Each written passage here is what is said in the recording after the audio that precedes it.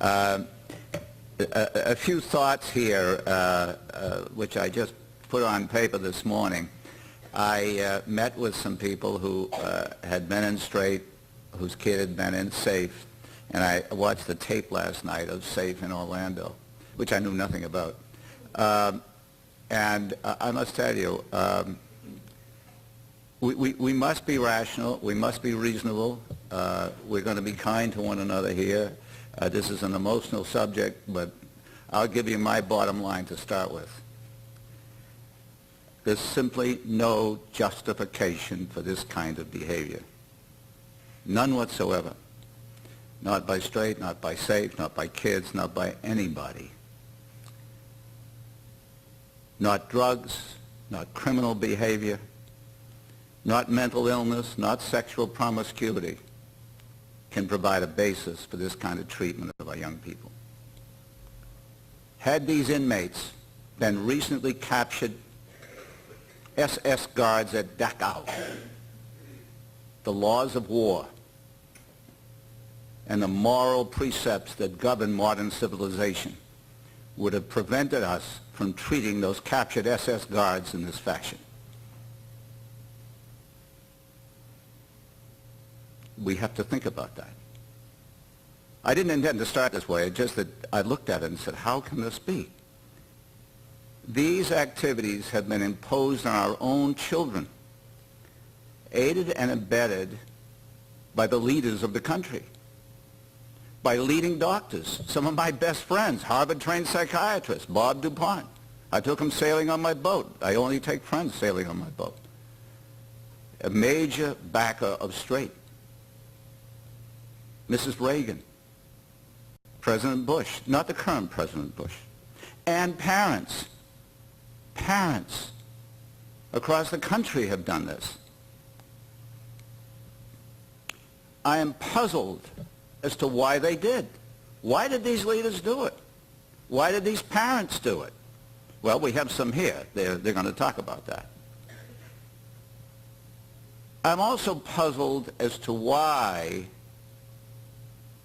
after constant exposure, these activities continue. Mind you, there's been lawsuit after lawsuit, criminal prosecution after criminal prosecution. We're going to have a man here this afternoon, I don't know if he's in the audience, who carried on a successful civil prosecution against kids, I think, what is it, northern New Jersey or kids of North Jersey, regarding one girl, and recovered an out-of-court settlement of $4.5 million.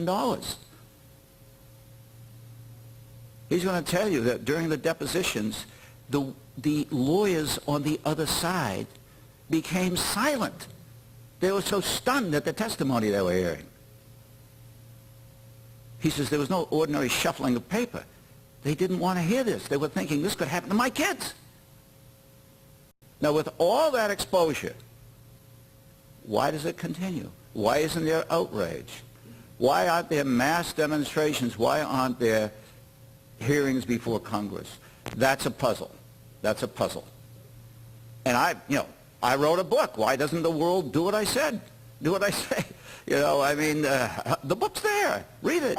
Well, the book didn't have the impact I hoped it. I think it helped close up straight. But we have to wonder how this can continue.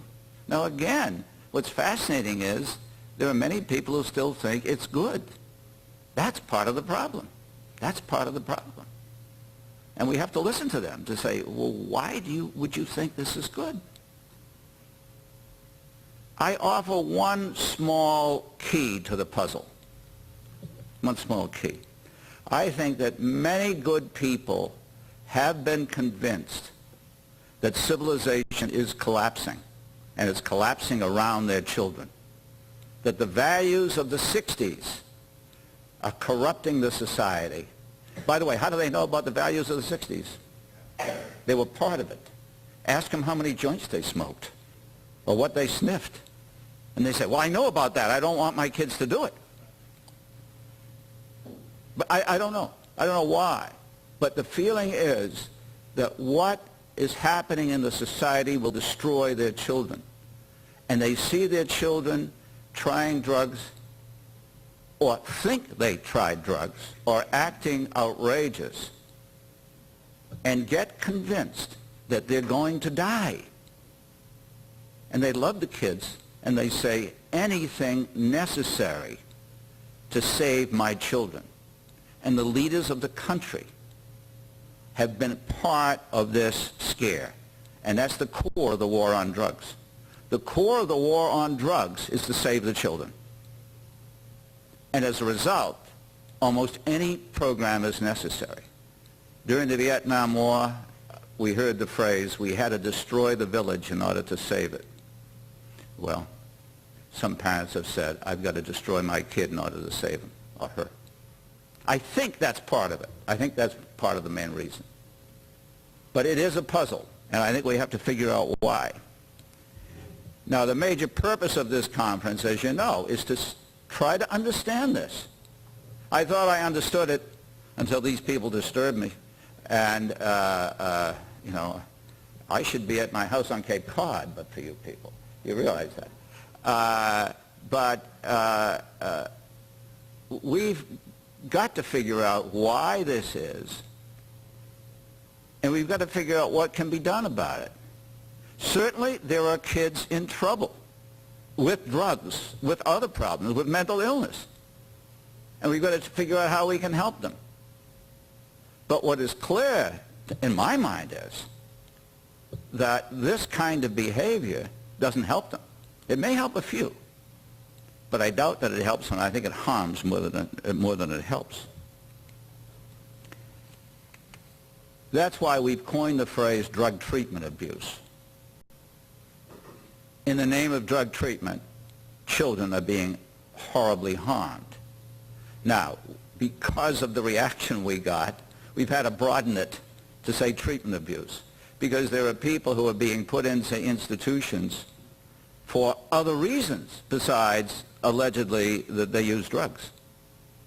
And so we've decided with the leadership group, some of whom are sitting out there, some of whom are here, that we'll broaden it to look at all kinds of issues where children are being placed in institutions for a variety of alleged illnesses and harmed. Mind you, I do believe that a percentage of those children have serious problems and have to be helped. I have no evidence that anyone with a serious problem has been helped in any of these programs. Now, maybe some have. But I would be interested to hear.